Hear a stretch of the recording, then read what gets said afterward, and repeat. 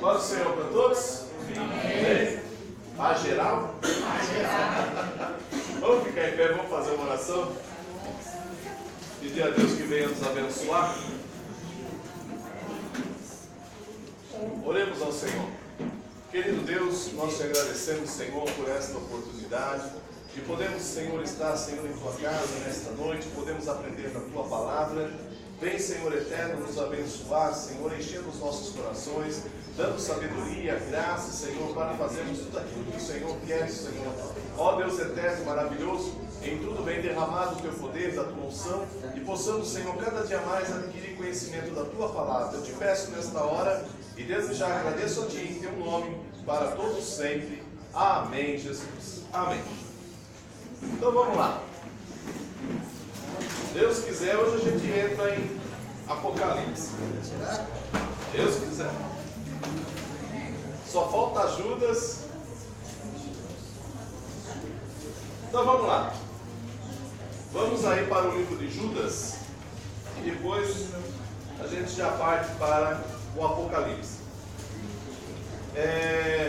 Judas, se você olhar já no primeiro capítulo aí, quantos capítulos tem Judas?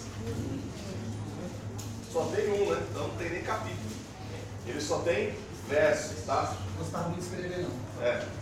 É uma cartinha rápida, é um WhatsApp rapidinho. E o Judas, ele é irmão de Cristo, tá? Pode ver que ele coloca irmão de Tiago. E então, que a gente entende que pelos pais da igreja, né, que são aqueles que vieram após os apóstolos, esse livro foi, segundo eles, escrito por Judas, realmente irmão de Cristo, tá? Irmão de Jesus, irmão de Tiago também, o que nós acabamos de estudar. E acontece que Judas, ele vem justamente trazer uma mensagem para a situação que estavam as igrejas. Por quê? Estavam entrando pessoas dentro da igreja deturpando a palavra.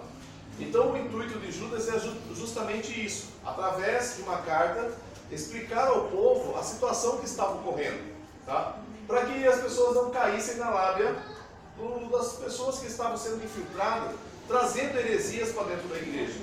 Então Judas, ele vem trazer justamente essa determinação para as igrejas, tá? Então vamos ler, lá no verso 1, ele diz assim, ó: Judas, servo de Jesus Cristo, irmão de Tiago, aos chamados, queridos em Deus Pai e conservados por Jesus Cristo. Para quem ele escreveu a carta? Para quem ele escreveu a carta? Para aqueles que são queridos em Deus Pai e conservados por Jesus Cristo. Então quem são esses? Todos nós. Então é uma carta geral para todas as igrejas, tá? A misericórdia e a paz, o amor vos sejam multiplicadas. Então quer dizer que já está nos abençoando. Aí Judas, ele está colocando bem claro. Para aqueles que ainda tiverem dúvida, o Mateus capítulo 13, verso 55, apresenta lá os irmãos de Jesus, tá? Lá está Tiago e está Judas também. E o outro, irmão José. Então vamos lá. Verso 3. Amados, procurando eu escrever-vos com toda a diligência acerca da comum salvação, tive por necessidade escrever-vos e exortar-vos a batalhar pela fé, que uma vez foi dada aos santos. Então o desejo dele era falar justamente da salvação, não é? Essa busca pela salvação. Mas, devido à situação, ele vai o quê? Exortar a igreja justamente pelas situações que estão ocorrendo no meio dela. Aí vocês digam para mim se realmente foi só para aquela época ou se ainda hoje ainda tem. Vamos ver. Porque se introduziram alguns que já dantes estava escrito para este mesmo juízo. Ou seja, então isso é necessário que aconteça. Mas ele precisa avisar a igreja que vai ser infiltrado pessoas de má conduta na igreja. Isso é lógico, já está escrito. Só que a igreja precisa estar atenta. Homens ímpios que convertem em dissolução a graça de Deus e negam a Deus, o único dominador e Senhor nosso, Jesus Cristo. Mas quero o quê? Lembrar-vos. Ou seja, o propósito desta carta é nos fazer lembrar. Como a quem já uma vez soube isto, que havendo o Senhor salvo um povo, tirando da terra do Egito, destruiu depois os que não creram. Então ele está dando uma lembrança e um alerta. E que Deus fez com aqueles que não creram? Destruiu. Então, cuidado, porque essas pessoas estão entrando na igreja, estão quebrando a fé das pessoas, e ele está dizendo, lembre que quando o povo saiu do Egito, Deus destruiu aqueles que não creram. E aos anjos que não guardaram seu principado, mas deixaram sua própria habitação, reservou na escuridão e em prisões eternas até o juízo daquele grande dia. Então ele está lembrando também que os anjos também caíram, tá? Não aceitaram mais estar debaixo da potente mão de Deus e resolveram se aliar a Lúcifer. Mas esses anjos, após expulsos dos céus, ficaram presos, tá? Eles estão em cadeias, estão em prisões. O único anjo caído e solto é Lúcifer, tá? Ou o próprio diabo. É o único anjo que está solto sobre o planeta. Então, os anjos caídos eles não estão soltos, tá? E muitas vezes as pessoas fazem uma comparação de que os anjos caídos são os demônios. Não são. Os demônios não tem nada a ver com os anjos, tá? Depois a gente vai analisar os demônios. Deus o livre guarde. Mas vamos lá. É sucesso. Assim como Sodoma e Gomorra e as cidades circunvizinhas, que havendo se corrompido como aqueles e ido após outra carne, foram postas, por exemplo, sofrendo a pena do fogo eterno. Então quer dizer que não foi só Sodoma e Gomorra que foram destruídas, as cidades circunvizinhas também, a tal ponto que quando Ló sai da cidade, ele vai para uma cidade chamada... deixa eu lembrar agora. Zoar, obrigado. Vai para uma cidade chamada Zoar, que quer dizer pequena. E lá ele fica. Mas a preocupação dele é tanta, porque começa a destruição, ele fala, estamos perto, se ficarmos aqui vão ser destruídos. Daí ele sobe para as montanhas. Mas todas as cidades circunvizinhas após Sodoma e Gomorra também foram destruídas. E por que eles foram destruídos? Por causa do pecado, da corrupção que havia já na cidade. E Judas está fazendo a gente lembrar. Ele diz, olha, como aconteceu com o povo do Egito, quando saíram do Egito que não creram, como aconteceu com os anjos que também não creram e estão presos, como aconteceu com a cidade de Sodoma e Gomorra, que também não creram, que acabaram entrando na corrupção, foram destruídas. E ele diz assim, que foram sofrendo a pena do fogo eterno. Verso 8. Contudo, também estes, semelhantemente adormecidos, contaminam a sua carne e rejeitam a dominação e vituperam as autoridades. Quem são esses? Por isso que a gente tem que tomar cuidado. Quando a gente está fazendo a análise do texto, a gente tem que tomar cuidado. Porque dá-se a entender que é o povo do Sodoma e Gomorra, não é? Não, é o pessoal que está falando da igreja. E estão entrando na igreja. Então ele está dizendo, da mesma forma como eles se corromperam, hoje eles estão entrando na igreja e estão corrompendo também. E não aceitam autoridade. Já viram isso dentro da igreja? Não. Pessoas que não aceitam autoridade? Graças a Deus não tem mais isso, irmão. As pessoas sabem, eu não digo obedecer, mas respeitam, né, as autoridades colocadas por Deus, como os pastores e tudo mais. Verso 9. Mas o arcanjo Miguel, quando contendia com o diabo, disputava a respeito do corpo de Moisés, e não ousou pronunciar juízo de maldição contra ele, mas disse, o Senhor te repreenda. Onde está escrito isso? Da onde Judas tirou isso? Que quando Moisés morreu, o diabo foi tentar achar o corpo de Moisés, onde estava enterrado, para poder pegar para si. O que ele queria com o corpo? Para que o povo adorasse o corpo de Moisés. Que o povo estava facinho para adoração. Como Moisés era o ídolo deles, Deus resolve tirar.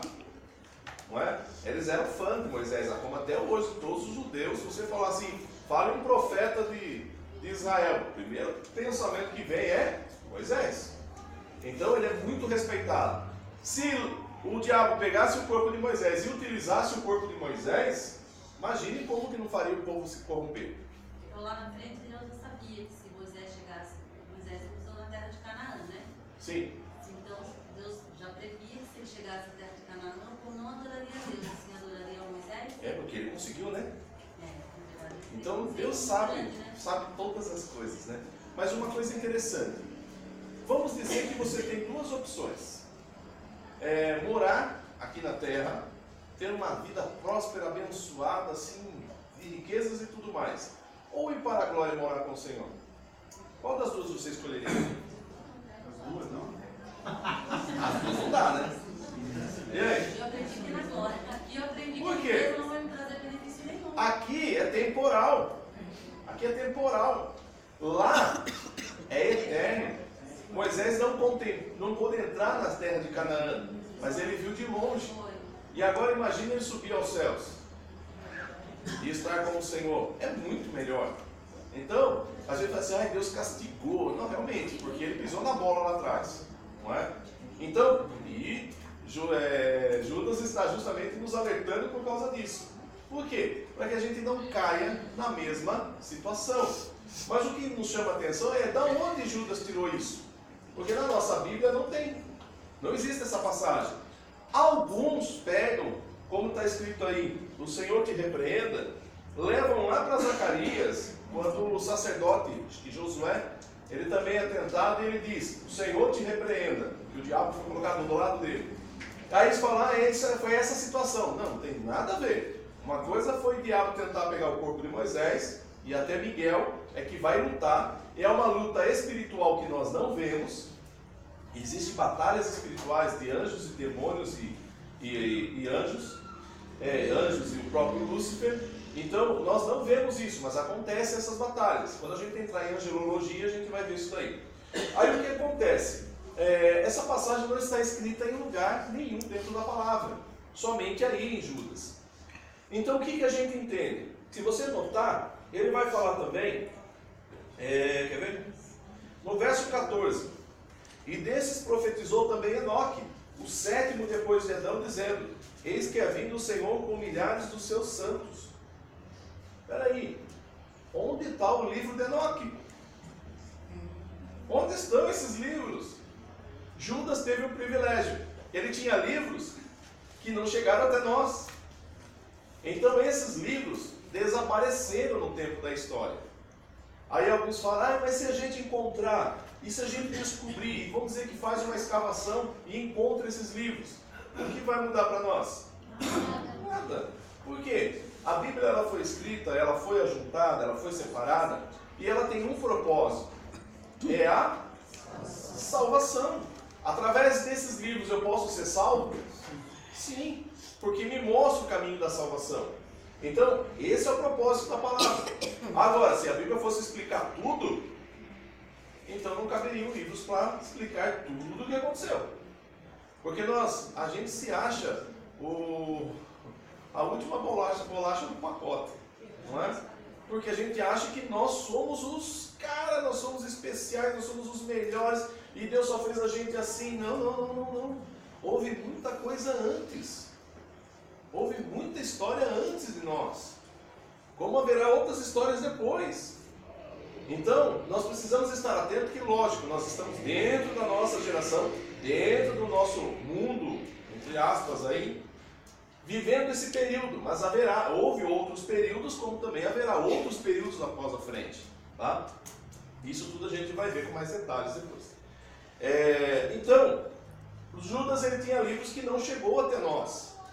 Livros esses que, por exemplo, o livro de Enoque, nós não temos. Então alguns colocam, mas será que seria um apócrifo? Será que não seria? Possivelmente são livros que Judas tinha em mãos, ele conseguiu estudar, só que desapareceu, não chegou até nós. Ok?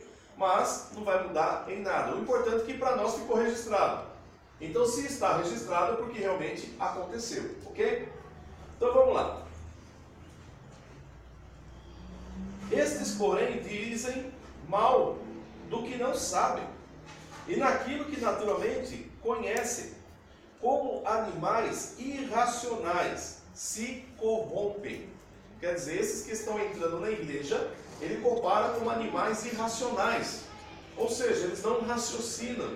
Eles apenas mostram o pecado e querem levar todo mundo para o pecado. Verso 11.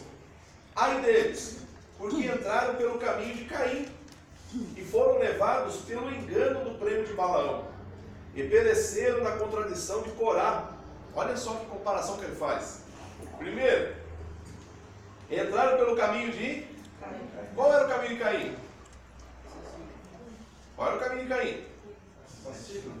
Qual era o caminho de Caim? Inveja. A inveja causou a morte. E ele se torna assassino por causa da inveja. E na igreja, logicamente, não existe mais esse tipo de pessoas invejosas, querendo o cargo do outro, porque Deus abençoa um e não abençoa ele, não é? Quando vai um pregador fazer uma pregação, a igreja toda recebe, e quando ele vai, ele dá glória a Deus. Ele não sente isso, essa inveja. Ou quando ele vai cantar, misericórdia, os irmãos não entendem a letra do hino. Mas quando o outro canta, meu Deus do céu, não é? Que canta do fogo e bênção, nossa, tanta coisa. Não sente inveja, né? Graças a Deus, né? Oh, glória. Tiago nos ensinou, lembra? Então nós estamos livres disso. Prêmio de Balaão. Qual era o prêmio de Balaão? Qual era o prêmio de Balaão? Hã? Suborno. Ganhar para fazer a obra de Deus. Cobrar. Primeiro caso de mensalão da história. Ou seja, Mensalinho. Balaão foi convidado a profetizar por causa do dinheiro, a amaldiçoar, né? Foi convidado a amaldiçoar por causa de dinheiro. E a gente sabe que hoje o pastor nenhum amaldiçoa, né? Porque hoje ele vive dentro da glória de Deus, dentro da bênção. Ele busca a salvação para todos. E pereceram na contradição de Corá. Ou seja, nega a autoridade de quem? De Moisés. Ou seja, nega a autoridade. Então, o que Judas está dizendo? Existem pessoas dentro da igreja que não aceitam a autoridade, que são invejosos, gostam do dinheiro e querem ganhar dinheiro em cima da fé. Isso que está acontecendo. E ele está dizendo, essas pessoas estão estragando a igreja. Então, e por que ainda continuam na igreja? E por que a igreja não repreende? Por que a igreja não retira? Hã? Falou tudo. Vamos lá, verso 12. Estes são manchas em vossas festas de fraternidade, festa de reunião dos irmãos. São manchas. Estão no meio, banqueteando-se convosco e apacentando-se a si mesmos sem temor. Ou seja, eles têm pastores? Não, eles se pastoreiam. Eles mesmos são os pastores de si mesmos. São os desigrejados. Daqui é pastor. Eu mesmo faço a minha parte. Itinerante, é? São nuvens sem água. Só ocupa espaço. Levadas pelos ventos de uma para outra parte. Pergunta, irmão, você congrega onde? Ah, irmão, eu passei tanto tempo, né, aqui, então não tem mais igreja, não tem. Misericórdia, se figura de galho em galho.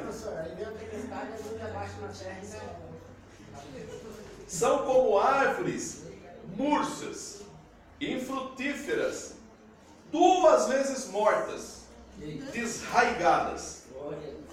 Ou seja, não dão fruto nenhum. E você percebe, pelo próprio ministério, que não tem valor. São desraigados, eles não têm raiz, não têm um lugar fixo, eles não fazem nada.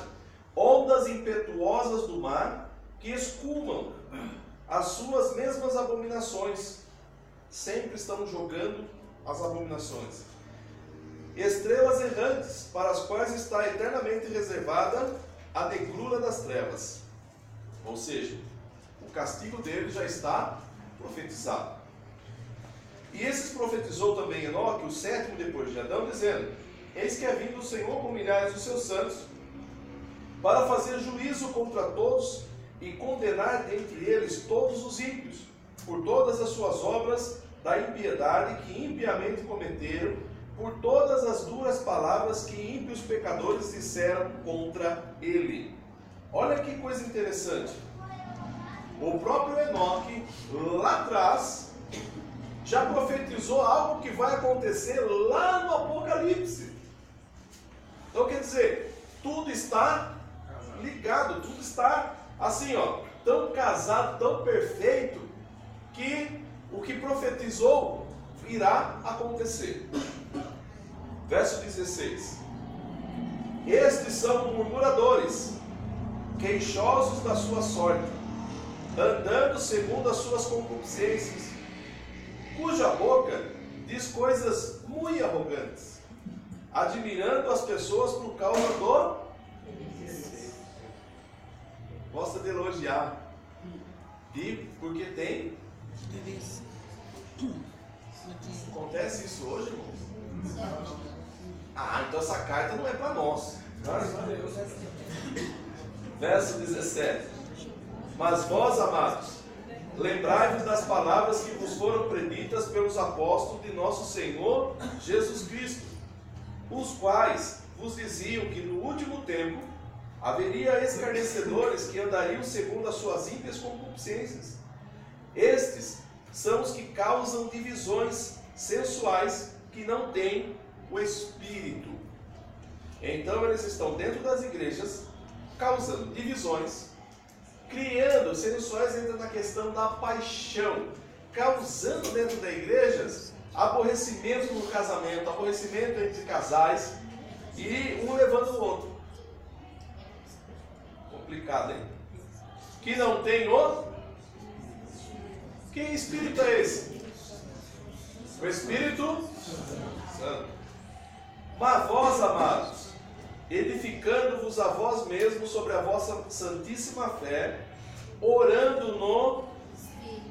Então ele está dizendo, nós que somos conhecedores da palavra e da fé, e orando sempre no Espírito, conservai a vós mesmos no amor de Deus, esperando a misericórdia de nosso Senhor Jesus Cristo para a vida eterna. Então o compromisso é pessoal.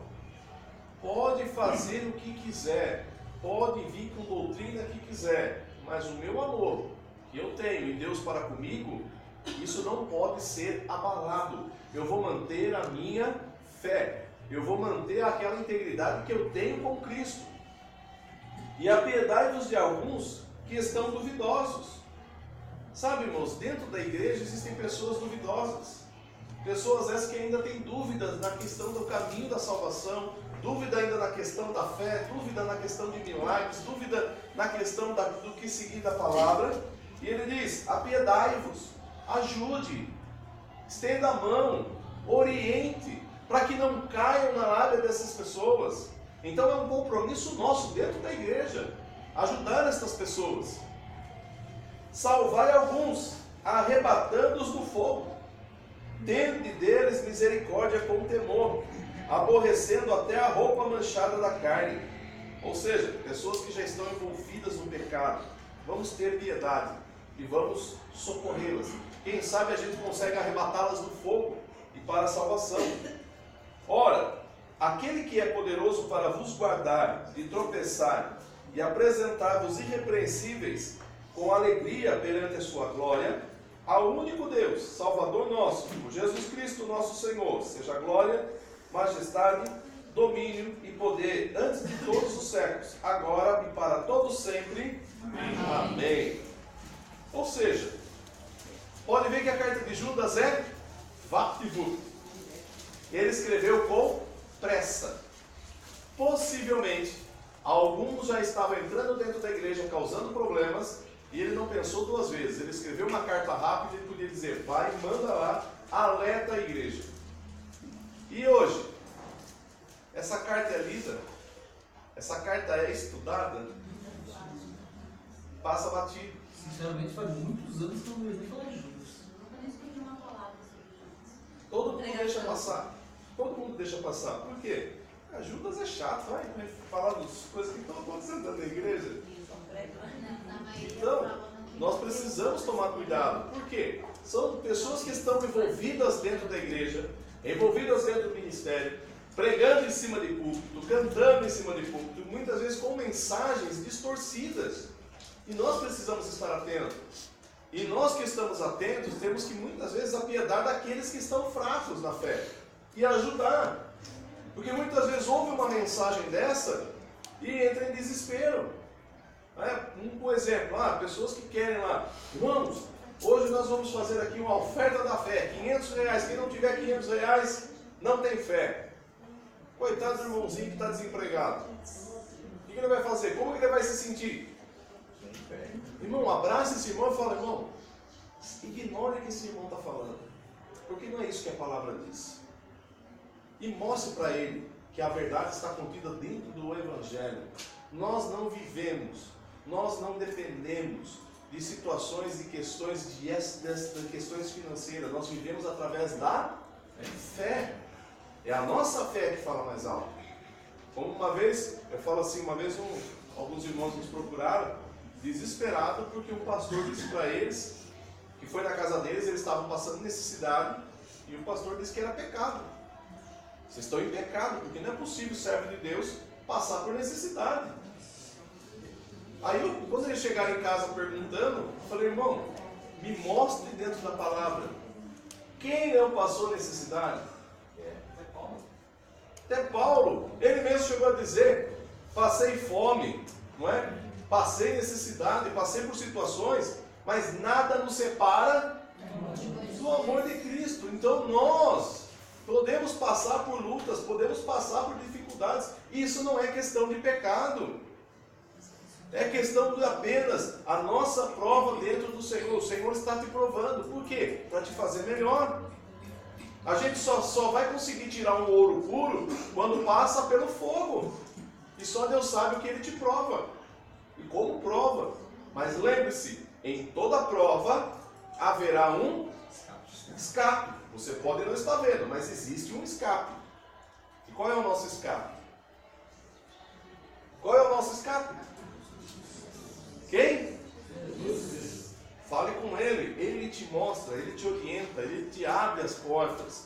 Então nós precisamos estar assim. Graças a Deus eu falo, esses irmãos abriram a mente, hoje tem a sua casa, hoje vivem bem, tranquilo. Falei, por quê? Às vezes as pessoas têm uma noção errada da palavra. Por que o pastor fala uma coisa dessa? Porque não conhece as Escrituras. E o que tem de pastor pregando em cima de púlpito que nunca leu a Bíblia? E nem sabe ler, só Jesus. Papagaio, né? Repete o que os outros mandam. Então aí eu falo, só Deus na causa. Amém? Realmente Judas não ia ganhar umas curtidas nos dias de hoje. Não. Ia ter um monte de comentário falando dele. Ia perder as amizades. Vamos lá. Dúvidas em Judas? Nenhuma? Podemos entrar em Apocalipse? Sim. Aleluia. Ah, tem pergunta, Vamos lá. Eu entendi o verso 11 aqui, que no final dele, a gente fala em completa sendo dobrado. O que significa esse final? Verso? 11. Verso 11 de Judas. Eu estou em Apocalipse, olha. É a contradição que foi Corá contra Moisés. Está lá no Antigo Testamento. Então, Judas apenas está fazendo lembrar o povo lá atrás do que aconteceu para que a gente não caia no mesmo problema. Foi um homem que lutou contra Moisés. Ele questionou a autoridade de Moisés. Por que só Deus fala com Moisés? Por que não pode falar com nós? Vamos lá? Apocalipse. Gente, deixa eu só falar uma coisa para vocês. A nossa mente, ela tem que ser igual o guarda-chuva em dia de chuva. O que você faz com o guarda-chuva em dia de chuva? Tem Então abram a mente de vocês. Por quê? Eu sei que vocês vão ter muito preconceito, tá? Daquilo que nós vamos trazer, porque o que eu falo para vocês, eu vou passar para vocês aquilo que está escrito, ok? Aquilo que está dentro da palavra. Vocês já ouviram pregações de Apocalipse, vocês já ouviram mensagens sobre o fim de todas as coisas, vocês já ouviram falar do arrebatamento, vocês já ouviram falar sobre a tribulação, a pré-tribulação, o meio da tribulação, após a tribulação. Vocês já ouviram falar até que não tinha tribulação. Que mais? Já ouviram falar que era o Lula, que era o anticristo. Já ouviram falar que era o Papa João Paulo II, que era o anticristo. Já era o Bolsonaro. Então, existem N situações. Se você vai numa livraria evangélica, e que hoje, infelizmente, as livrarias estão fechando, não é? Aí alguns falam assim, porque o brasileiro parou de ler. Não, é que na realidade, num ponto está sendo bom. Por quê? Havia uma máfia dentro do nosso país, dentro da questão das editoras. Os livros eram vendidos assim em preços altíssimos. Então, quer dizer, o nosso poder aquisitivo também caiu, não é? E aí o que acontece? Para você lançar um livro por uma editora, você gasta uma fortuna, não é? E eles te pagam uma merreca para poder lançar o seu livro. E o que acontece? Hoje várias editoras, mais gráficas, né? O que elas estão fazendo? Elas estão colocando os livros os próprios autores, mandam o livro direto por elas, só manda imprimir e manda para frente. Quer dizer, você não tem mais a terceirização do trabalho. Então o livro cai o custo, você tem um material melhor, você acaba tendo assim várias oportunidades. Então, e muitas vezes está caindo na questão online também. Você baixa muito livro online. É igual DVD, CD, né, que antigamente se comprava. Você não compra mais. Você baixa o aplicativo, paga o aplicativo, tem tudo para você ouvir, não é? Então fica mais fácil. Então, da mesma forma, as editoras elas estão perdendo o campo físico, mas na questão online. E também a parte física também está tendo um desenvolvimento. Mas, se você entrasse hoje numa livraria evangélica e perguntasse assim, viu, você tem algum título do Apocalipse? Você vai ter uma infinidade de livros de pessoas que fizeram interpretações dentro do Apocalipse. Lógico que toda a interpretação entra também a opinião do autor, não é? Entra a opinião daquele que está escrevendo, aquilo que muitas vezes ele aprendeu e tudo mais. E você tem muitas situações, como eu já li muitos livros de Apocalipse e de autores diversos. Então tem hora que você lê e você fala, meu Deus, onde o cara tira essa ideia? Né? Eu já li que o cara falava, jurava de pé junto que o João Paulo II, o Papa, era o anticristo. E o homem morreu. E eu falei, e aí? Aí eu falei, dá vontade de escrever para o autor, e agora? Não é? O anticristo morreu. O anticristo morreu, quer dizer, agora acabou. Né? Nós não vamos ter mais problemas. Então, são situações assim, seria muito... tem uma palavra, deixa eu lembrar ela. Ilusória. Ilusória. Não é ilusório, seria muito... Não, essa daí não, a outra. É melhor. Seria, basicamente, sim, você fazer uma interpretação e colocar hoje nas escrituras e dizer, não, olha, é isso que vai acontecer, é o que hoje nós estamos vendo. Por quê? Seria difícil, porque a gente sabe que o tempo de Deus não é o nosso tempo.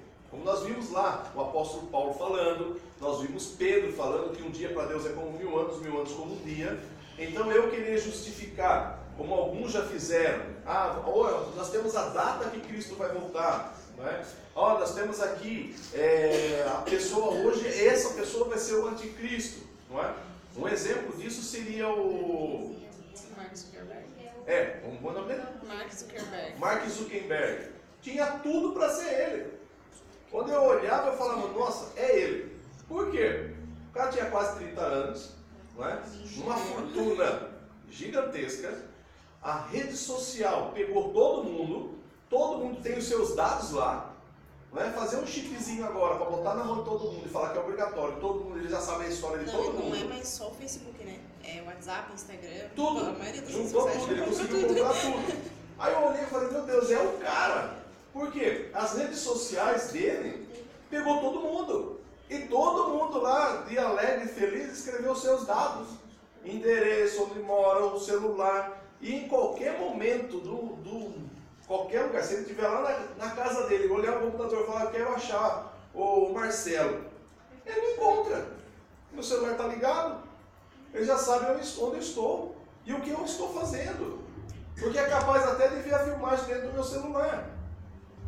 Olha como nós estamos vulneráveis.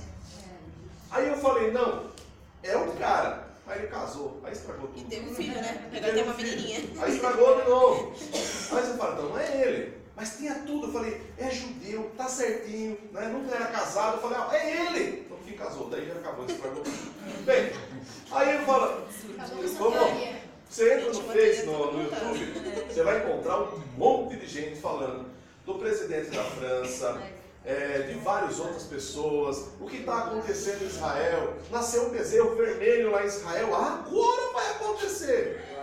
O que tem a ver um bezerro vermelho com a gente? Mas as pessoas fazem ilusões, não é? E as pessoas têm sonhos, não é?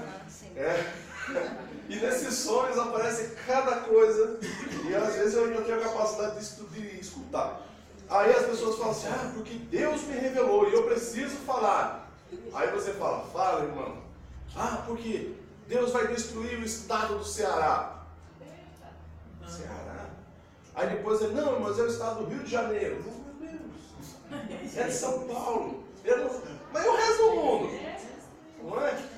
Então, são coisas assim que causam muitas vezes, eu falo assim, certas dificuldades, as pessoas colocam lá. Tá vindo um meteoro aí, esse meteoro é o que vai destruir o planeta. Aí fica todo mundo desesperado. Aí igual em 2012, o calendário Inca acabou em 2012, é o fim do mundo. O que os Incas tinham, os Maias tinham a ver com a gente? Gente, eles fizeram o calendário. Não é como nós, a gente faz um calendário, hoje nós temos até um calendário infinito. Mas na época eles fizeram um calendário que foi até 2012. Eles tinham a expectativa de chegar até 2012 e pensar assim, lá no ano de 1490, eles pensaram, vamos fazer um calendário até 2012, pelo menos já fica garantido. 1490 chegam os espanhóis, acabam com ele. Quer dizer, eles não chegaram até 2012. Aí todo mundo, o calendário vai até 2012. 2012 é o fim do mundo. Já passou quase 7 anos aí. E o milênio também na virada. Todo ano tem. E vocês vão perceber que assim, quando você lê Apocalipse, quando você estuda Apocalipse, e não só Apocalipse, que o meu objetivo hoje, e a partir de agora, é falar sobre o Apocalipse. Eu não vou entrar em escatologia, tá? Lógico, eu vou falar algumas coisas de escatologia, porque o que é escatologia? Escatologia é nós pegarmos o que realmente vai começar a acontecer até o final.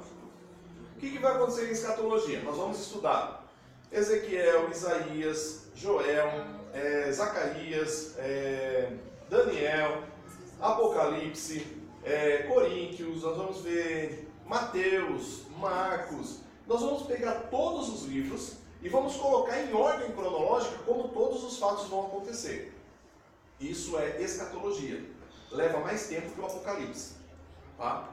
Mas o que vai acontecer? O Apocalipse é como se fosse assim, um breve resumo. Então, algumas coisas eu vou explicar para vocês o que vai acontecer. Depois nós vamos entrar com mais detalhes. Tá? Por exemplo, nós vamos ter detalhes, como Jesus mesmo profetizou, que antes que viesse a acontecer todas essas coisas, haveria uma necessidade de tempo, precisava ter outras coisas que iriam acontecer para que houvesse o arrebatamento. Logicamente nós não vamos falar isso agora, nós vamos entrar direto no arrebatamento do que vai acontecer dali para frente, o que vai ser no céu, o que vai ser no inferno. Eu vou explicar o que vai acontecer no céu e o que vai acontecer no inferno. Tá? Aí como alguns dizem assim, mas... Não é revelação, mas eu tenho só esses dias bem turbulado. Eles são esquisitos, não, senhor? Eles tinham uma nova lei mundial e quem comandava eram os britânicos. Aí vinha esses helicópteros de guerra e demarcava as casas dos cristãos. E daí jogava bomba, essas coisas, só onde quem não aceitava Cristo, quem não era de Cristo. E cheio de enxofre e tinha uma buzina bem tremenda, igual da trombeta. Eu conheci os caras que fizeram isso. Ainda botou a mão do lado para ver se a esposa estava do lado.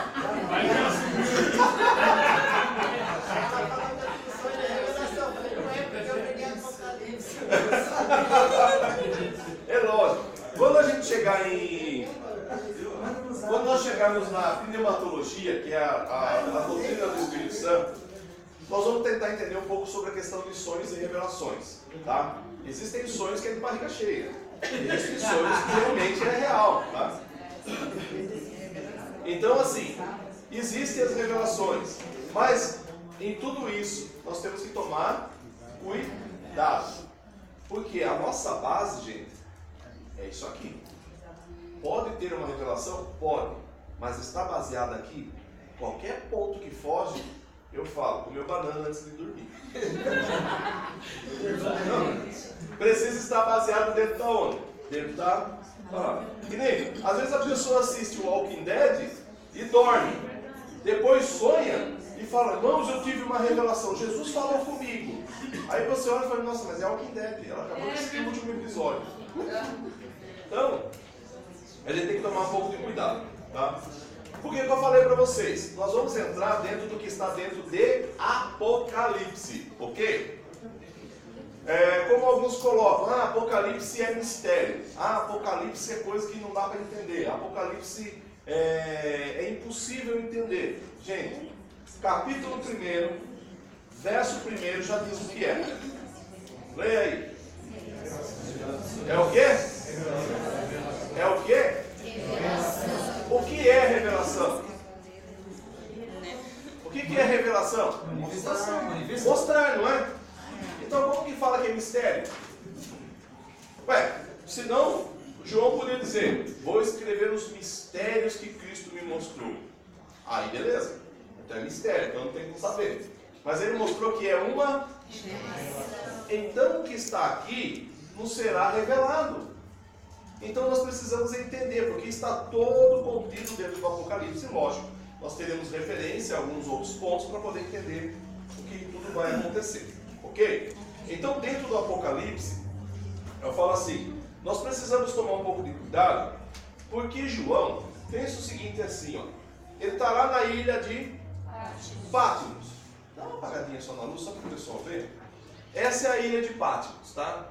É uma ilha grega, que fica próximo ao mar Egeu. João, nós cremos que João, o apóstolo, escreveu o Apocalipse. Acho que já deu, né? Obrigado. Senão eu consigo ler aqui. Obrigado. Ó, vamos ler o que está aí no verso 1.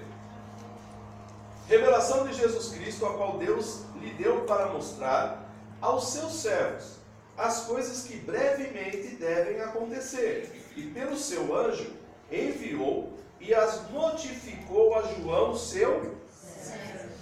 Então, vamos lá. Quem é esse João? Tem muitos teólogos que falam assim, não, esse não é o João do apóstolo. Acontece que nós temos algumas inscrições, se eu marquei, não marquei, de antigos pais da igreja, como... esqueci o nome deles. Não sei se é Tertuliano, que foi um dos que escreveram no ano 3 depois de Cristo, quer dizer, então ele estava mais próximo dos apóstolos, que quem escreveu esta carta foi o apóstolo João, já quase no fim da sua vida, já no ano 90 depois de Cristo. Então, nós temos isso, acreditamos no que Tertuliano disse, porque ele escreveu dizendo que realmente foi o apóstolo João. Mas muitos teólogos colocam dizendo, não, acreditar numa outra pessoa que vem de fora fica difícil. Pô, mas o cara estava lá coladinho, gente. Nós que estamos em 2019, né? Dizer que é ou não é, nós não sabemos, nós somos muito mais distantes, mas o cara estava lá do ladinho, não é? Ele pode até ter conhecido o apóstolo João, mas entra a questão, será que foi, será que não foi? Bem, então nós vamos para a palavra. O que a palavra nos revela? O que a palavra nos mostra? Porque aí apenas apresenta João, o servo. Olha só como João mudou. Lembra que era um arrogante lá atrás? Agora ele está se colocando como servo. Mas Jesus deixou um ponto para que a gente pudesse entender. Vamos ler lá em João, no Evangelho de João, capítulo 21.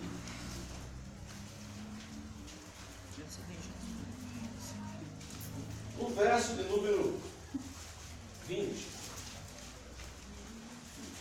Olha só o que acontece. Nesse finalzinho, João capítulo 21 e o verso de número 20. Olha só o que acontece nesse finalzinho. Vocês conhecem a história.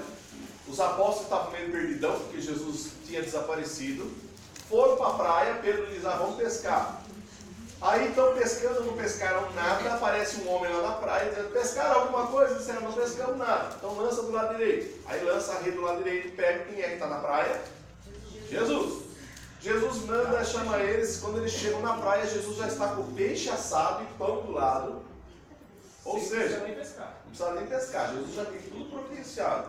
Mas como a gente é teimoso e fica na dúvida, a gente vai correr atrás de serviço, vai querer atrás de emprego, a gente vai querer ganhar dinheiro, mas sabendo que Jesus pode suprir tudo se você atender o chamado e obedecer a sua voz. Mas a gente fica no pé atrás. Mas beleza, você pega os peixão e traz, não tem problema. Jesus vai assar os seus peixes também. Aí, Jesus chama todos, sentam ali, aí volta na fogueira, eles começam a comer o peixe e tudo mais. Jesus fala sobre Pedro, na questão, se ele é amável e tudo mais. Aí Jesus se levanta e chama Pedro. Pedro, vamos embora. Preciso ter uma conversa com você, pessoal. E Pedro sai andando junto com Jesus do lado. Aí João, o apóstolo, começa a seguir atrás. Porque está todo mundo meio perdido, sem saber o que fazer. Jesus sai com Pedro, conversando com Pedro, e João vem atrás. João está seguindo atrás, olhando os dois e caminhando atrás, para ver onde vai.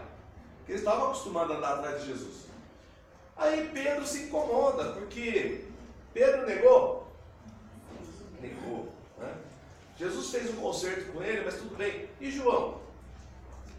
João foi o único que foi até a cruz do Calvário. João não negou. João nem pensou se ele ia ser preso ou não. João não pensou nele, pensou em Cristo. Começou a cuidar da mãe de Jesus. Está vindo atrás. E Pedro se sente incomodado com isso. Aí Pedro olha para Jesus e diz, Senhor, e João? O que vai acontecer com João? O senhor não quer, vamos pensar assim, o senhor não quer pôr ele no ministério em vez de mim? Não é? Olha, João é certinho, não é? Eu sou tão oscilante, o senhor não quer colocar ele? Olha o que Jesus disse. E Pedro, voltando-se, viu que o seguia aquele discípulo a quem Jesus amava, a quem na ceia recostara também sobre o seu peito, e que dissera, Senhor, quem é que te há de trair? Vendo Pedro e a esse, disse a Jesus, Senhor, e deste que será?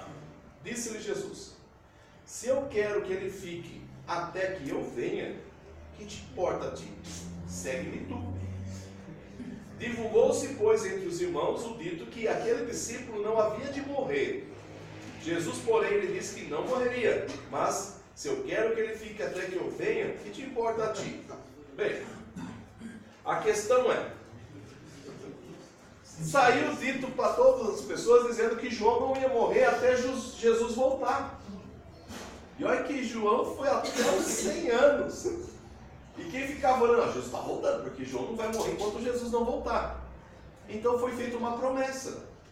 E o que João queria dizer é o seguinte, não, Jesus apenas fez uma alegoria dizendo para Pedro, falou, o que importa, se eu quero que aconteça isso ou aconteça aquilo outro, é problema nosso, não é problema seu. Era o que Jesus queria dizer, porque o que João quis tentar colocar o seu pensamento aí. Mas Jesus falou uma verdade.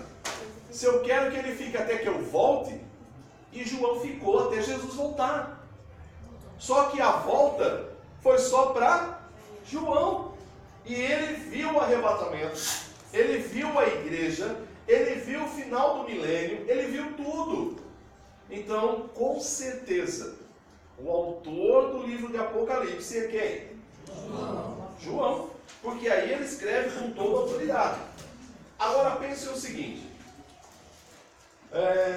Alguém aqui já foi num planetário? Já foram alguém que já foi no planetário? Você consegue dizer com toda certeza tudo que você viu? nome dos planetas, as estrelas, constelações, tudo você consegue dizer com certeza? Tentei semana passada Hã? semana passada Júpiter. E aí? Vocês conseguem? Mas se vocês forem hoje, e na semana que vem vocês voltarem, vocês vão conseguir falar tudo que vocês viram? Por que não? Mas será que vai trazer todos os detalhes? Será que é o que realmente é real? O que foi visto? Agora eu vou falar. Pense você ir para um lugar que o olho nunca viu, que os ouvidos nunca ouviram, e nunca desceu ao coração do homem, como diz o apóstolo Paulo. Como descrever o que é espiritual para o material, para que vocês entendam? João está numa responsabilidade tão grande, e eu comparo João como uma criança de 5 anos, que é levado para ver um caminhão de bombeiro. Ele vai ver todo o caminhão, vai ficar encantado, mas pede para ele descrever. Ah, tem uma chavona lá que você vira, sobe um negoção lá no alto. Ele vai dar detalhes daquilo que a mente dele suporta. Então a gente precisa entender que é muito mais além. Aí que a visão de João, ela é materializada. Ele tenta trazer isso de uma forma material. E logicamente Deus também faz com que ele consiga enxergar de forma material as coisas que ele vai ver. Mas lembre-se, é espiritual. Senão no céu vai ter cavalo. Se tem cavalo, tem aras. Se tem aras, tem que ter ração. Se o bicho come, vai ter alguém para limpar. Quem quer dizer que vai ter que Tem trabalhar? bastante gente para entrar. Eternidade de trabalho. Ou alguém vai dizer, não, tá vendo? Ó, os cavalos vão para o céu. Ou seja, isso é apenas uma alegoria. A visão que João está tendo é apenas uma visão materializada. Por isso que nós precisamos tomar cuidado. Agora pense comigo o seguinte. Nós temos aqui o início, o fim e mais para frente. Aqui você tem a cruz. Aqui você tem o milênio. João, ele está aqui, ó. Ok? João ele está aqui. Após a cruz, 90 anos depois, ele consegue ver o que vai acontecer lá? Não, né? Porque a visão dele ainda é mínima. Ele só tem visão atual, aquela visão do agora, aquela visão presencial. Olha o que Deus faz. Um exemplo seria mostrar para ele um computador, ele não ia conseguir descrever. Sim, como por exemplo tem o, não lembro agora o profeta, que ele fala assim, que os carros seriam como flechas flamejantes. Na realidade é como se ele estivesse vendo os carros hoje correndo na autopista com a luz acesa. Para eles eram flechas com o olho, é um veículo de flecha acesa. Não é? É a comparação que ele faz, não é? Como se ele estivesse vindo hoje. Então o que acontece? Jesus pega João diferente dos outros profetas, que os outros profetas estiveram assim, ó. Vamos pensar aqui, ó, Daniel. Daniel consegue ter uma visão do milênio. Outros profetas, por exemplo, Zacarias também consegue ter a visão da cruz, consegue ter uma visão do milênio. Só que ele não consegue enxergar o que acontece após o milênio. Tá? Ou mesmo após o arrebatamento, ou o que vai acontecer nesse período, ele já não consegue ter uma visão clara. Por quê? A posição que Deus colocou eles impede essa visão. Eles só vão ter visão daquilo que Deus permite. Só que Deus faz algo com João que é realmente extraordinário. O que ele faz? Ele pega João, coloca João no alto. E o mais interessante, fora da linha do tempo. Agora João já não tem mais tempo. Ele está fora da linha do tempo. João ele viaja como se ele estivesse dentro de uma máquina do tempo. Vai viajar sem saber em que tempo ele está. Mas a visão dele é privilegiada. ele consegue olhar para o futuro, ele consegue olhar para o tempo presente, consegue olhar para o tempo dele, consegue olhar para o passado. Então, João, ele consegue ter uma visão do passado, do presente e do futuro. E muitas das vezes vai acontecer isso, um exemplo, num capítulo só. E João não consegue colocar em ordem cronológica. Por quê? Porque ele está fora da linha do tempo. Agora eu vou condenar João por causa disso? Não, cabe a mim interpretar, porque é uma revelação. E essa revelação é que nós precisamos colocar justamente no tempo certo, no momento certo. Por quê? João, ele dá uma olhadinha lá atrás, ele vê a serpente lá enganando Eva. De repente ele olha e diz, não, mas a serpente está lá no céu, está enganando os anjos e está descendo. Depois ele olha, não, mas a serpente está sendo amarrada. Ou seja, ele teve visão do passado, do presente e do futuro. E nós precisamos entender tudo isso com o João. Deu para entender? Então nós precisamos tomar cuidado justamente porque vai dar trabalho. Por isso que às vezes as pessoas falam assim, é complicado. Não é que é complicado. Nós precisamos entender a linha do tempo, tá? Que o tempo já está determinado. Só que existe um tempo em que nós não sabemos, é o tempo de Deus. E esse tempo, que é o tempo dos gentios, ninguém o sabe. Pode levar daqui a 2000 anos, pode ser daqui a 3000 anos. Quem viveu em 1943, 1944, podia dizer, Hitler é o anticristo.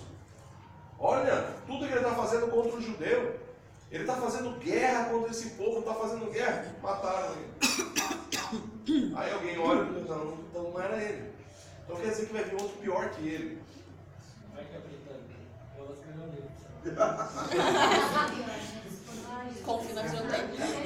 E tem lógica, né? Por quê? Os britânicos, eles são descendentes do trono de Davi. Sim. Então, o que acontece? Nós precisamos tomar cuidado, tá? Nesse ponto. O problema é, nessa questão, depois a gente vai falar sobre o anticristo, Deus já deu até a revelação para nós, que o número da besta é... Mas tem uns meio besta aí. Meio besta é mais tempo assim. Não é? Que tenta fazer revelação. Ele está com 3 filhos, sem fazer mais 3, dá 6. E que ela entendeu? Ele está com 3 filhos, né? Quem? No serviço lá, se ele fazer mais 3, dá 6. Então, ele não é. Porque ele já tem filho. Porque o anticristo, gente, ele vai ser igual a Jesus. Ele não vai ter amor às mulheres. Não é? Logicamente, Jesus também foi tentado, mas Jesus nunca casou. Nunca teve namorada. Ele vai fazer a mesma coisa. Ele não terá amor às mulheres. Então, que muita gente se pega dizendo, tá vendo? Será um homossexual. Possivelmente.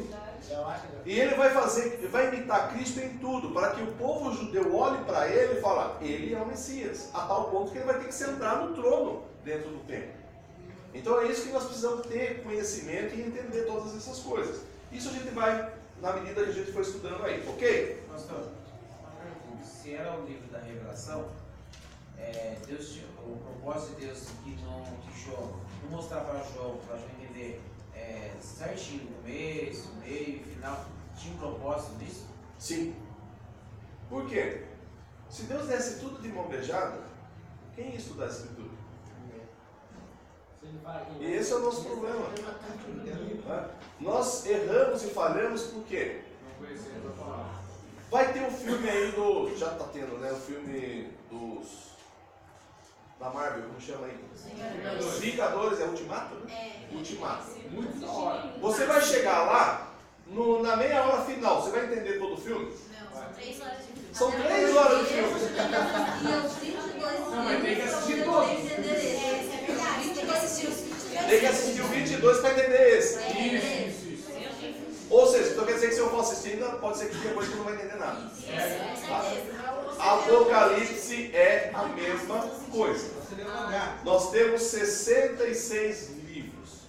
Você só quer ler o último e já quer se achar o bambambam do Apocalipse. Não posso. Por quê? Eu preciso ter conhecimento de todos os outros para que eu entenda o que o Apocalipse quer dizer. Porque o Apocalipse é o final do filme. O que aconteceu antes? Por que existe essa revelação? Por que Deus dá apenas alguns pontos para que você ligue com os outros que já foi escrito? Deu para entender? Por exemplo, Daniel escreveu, Zacarias escreveu. Por que João vai escrever de novo? Já está escrito. Então o que eu tenho que fazer? Vou correr atrás. Não é? É igual aquela criança que vai estudar e eu quero que o professor fale até as respostas já. Você vai aprender? Não vai. O que precisa então? Correr atrás. Então vamos lá. Verso de número 2. Apocalipse 1. Logicamente não vamos conseguir correr todos os versos. Vamos tentar. O qual testificou da palavra de Deus e do testemunho de Jesus Cristo e de tudo que tem visto. Então o João está dizendo, ele vai dar testemunho de tudo que ele viu. Verso 3. Bem-aventurado aquele que lê. Opa, então você vai sair abençoado hoje? Porque você está lendo. Olha que benção. E os que ouvem as palavras desta, então você também vai ser abençoado porque você está ouvindo. E por último, guardam as coisas que nelas estão escritas porque o tempo está próximo. Você vai sair 3 vezes mais abençoado hoje. Glória a Deus. Por quê? Você está lendo, você está ouvindo e ainda vai guardar no coração. Tá? Como eu disse para vocês, abram a mente. Entendam. Vocês vão ter questionamentos, vocês vão ter dúvidas, mas não se preocupe. Tudo isso será sanado dentro da palavra. Como eu disse para vocês, nós vamos seguir o que está dentro da palavra. História da carochinha que vocês ouviram aí fora, eu não tenho culpa. Tá? E não me culpem por isso. Ah, irmão, mas eu aprendi diferente. Problema seu. Eu vou mostrar o que está aqui. Tá? Mas vamos lá. Verso de número 4. E nós precisamos tomar cuidado, porque essas cartas vão ser enviadas a 7 igrejas, que também nós fazemos parte. O arrebatamento vai acontecer lá no capítulo 4. Tá? Então, antes de chegarmos ao capítulo 4, que está lá no capítulo 4, diz assim, ó. Abra lá no capítulo 4, verso 2. E logo fui. Ele foi arrebatado. Então quer dizer, João agora, ele está no lugar da igreja. Então é como se ele fosse o símbolo da igreja. Então a igreja será arrebatada. Então até o capítulo 4 a igreja não vai sofrer o arrebatamento ainda. Tá? Nós vamos entender as cartas para que a gente possa compreender quais são os planos e os projetos do Senhor. Aí, depois que tudo tiver compreendido, o arrebatamento acontece. E pós o arrebatamento vão acontecer coisas no céu, coisas na terra e coisas do mundo em forma geral, dentro do milênio, dentro de todas as coisas que vão ocorrer. Tá? Por quê? O João, às vezes quando ele fala assim, nós estávamos, ele está no céu, mas tem coisa acontecendo na terra. Depois, quando ele volta para a terra, ele diz, olha, mas está acontecendo isso. Aí ele fala assim, mas o que está acontecendo? É uma coisa do futuro. E aí ele volta para o céu de novo. E muitas vezes quando ele volta antes daquele fato que aconteceu. Então, por quê? Porque ele está na viagem no tempo. Ok? Mas não se preocupe, a gente vai chegar aqui todos os pontos. João, as 7 igrejas que estão na Ásia. João estava na ilha de Patmos. Mas aí ele vai dizer então, que estão na Ásia, graça e paz seja convosco da parte daquele que é, que era, que há de vir, e dos 7 espíritos que estão diante do seu trono. O que são esses 7 espíritos? Em Apocalipse nós vamos ter muita alegoria, principalmente em questão de números.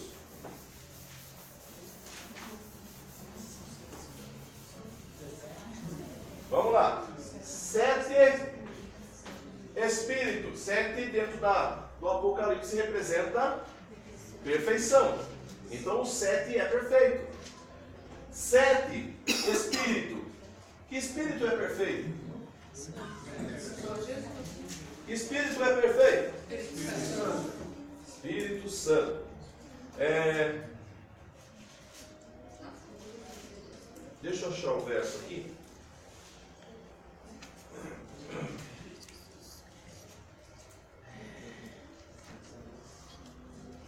Isaías capítulo 11.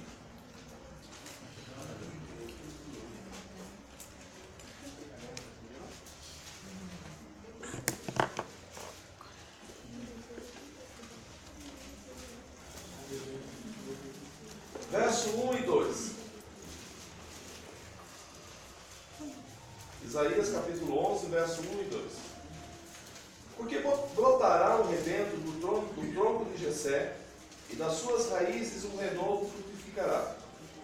E repousará sobre ele o Espírito do Senhor, o Espírito de sabedoria, de inteligência, Espírito de conselho e de fortaleza, Espírito de conhecimento e de temor do Senhor. São 7. Jesus está se referindo a Jesus. Que Espírito repousou sobre ele? Que Espírito repousou sobre Jesus? Após o batismo. O Espírito, que é o Espírito perfeito. Por isso ele é chamado de 7, porque é da sabedoria do Senhor, é do conhecimento, da inteligência. São 7 Espíritos, mas de uma forma alegórica do Espírito Santo. Entendido? Por isso não há confusão. O que eu tive que fazer? Buscar na Escritura algo que me dissesse que realmente é, ok? Porque já vi muita gente pregar e falar, não, porque é um espírito que está vagando na terra, o outro está não sei aonde. Irmão, misericórdia, porque é revelação. Isso é revelação não sei da onde. Verso 4, né? Dos 7 Espíritos que estão diante do seu trono, e da parte de Jesus Cristo, que é a fiel testemunha, o primogênito dos mortos e o príncipe dos reis da terra, aquele que nos ama, e em seu sangue nos lavou dos nossos. Olha que coisa linda. E aí vem uma promessa. E nos fez. Fez. Reis e sacerdotes. Nossa, tá tão... Reis e sacerdotes. Quem aqui é rei? Em casa, né? Quem é sacerdote aqui? Ué? Reis e sacerdotes, cadê? Espera aí. Olha só. Entenda comigo. Deus vai dar funções, concordam comigo? Uns vão ser, outros vão ser. Então quer dizer que já tem uma promessa. Uns serão reis, outros serão sacerdotes. E logo mais à frente nós veremos um outro grupo. Ou seja, Deus está dando funções. Estará dando funções. Tá? Mas por enquanto nós ainda não estamos nesse ponto. Nós ainda não recebemos essa promessa. Então haverá uma promessa de que seremos reis e sacerdotes. Tá? Vamos lá. Por quê? Porque Deus tem planos, Deus tem projeto. E nos fez reis e sacerdotes para Deus e seu Pai. A Ele glória e poder para todo sempre. Amém. Eis que vem com as nuvens, e todo o olho o verá. Fale para mim, como que Jesus virá nas nuvens e todo o olho verá? Se ele vier agora no Brasil, no Japão vai ver? Não, Se né? alguém filmava, Como que todo olho verá? se alguém filmava, né? Ainda mais hoje que nós estamos vivendo uma época de 24 horas no ar. Online. Não é? Que nem, por exemplo, isso há alguns anos atrás, quando a princesa Diana, quando morreu, 5 minutos depois, o mundo todo já estava sabendo e vendo as imagens do acidente. Isso porque ainda a internet ainda estava capengando. Né? As notícias se espalharam via satélite. O mundo todo ficou sabendo. Agora imagine hoje. Né? Com a internet, com o Facebook, o WhatsApp. Então quer dizer, todo olho. Quem aqui hoje fica sem celular? Vai chegar mensagem aí. Vamos lá. Até os mesmos que o transpassaram. Quem que o transpassou? Quem que enfiou a lança nele? Quem que o pregou? Então quer dizer que até os judeus verão ele voltando. E todas as tribos da terra se lamentarão sobre ele. Sim. Amém. Por quê? Está profetizado. Nós estamos pregando que Cristo está voltando. As pessoas estão se dando conta disso? Não, mas quando ele vier, aí eles vão se lamentar. Por quê? Porque não ouviram o que a igreja estava pregando. Eu sou o Alfa e o Ômega, o princípio e o fim, diz o Senhor, que é, que era e há de vir, o Todo-Poderoso. Quem é esse? Jesus. Ele é o Alfa, ele é o Ômega, o princípio e o fim, o que é, o que era e o que há de vir, o Todo-Poderoso. Amém? Então, João está vendo quem? Jesus se apresentou para ele, Jesus voltou para João. Jesus está dizendo: ô João, lembra que eu prometi? Estou voltando agora para falar com você. Até que eu volte, e você vai ver tudo isso acontecer. Olha que privilégio, gente. Com quase 100 anos de idade. Aí alguns teólogos, mas João não tinha nem condições de escrever. Com 100 anos de idade, com os olhos já tudo apagado, como que ele ia escrever? Mas quem viu Jesus escreve na hora. Quem está dentro da glória do Senhor, mas vamos até pensar nesse fato. Mas pense, se ele está velho, se ele já está acabadão, normalmente havia uma pessoa que ficava junto dele para cuidar dele. E essa pessoa poderia escrever o que ele estava dizendo. Você conhece a avó Madalena? Melhor Sim, que tá nós. quantos anos? 93. 93 anos. E a velhinha não para, vai na Casas Bahia, né? E compra televisão e vai pra cá, loja 100. Tem crédito lá ainda na loja 100. 93 anos. Tem menos dor no corpo. Mas vamos lá. Vamos tomar café, a gente já volta. É verdade, ela tem WhatsApp.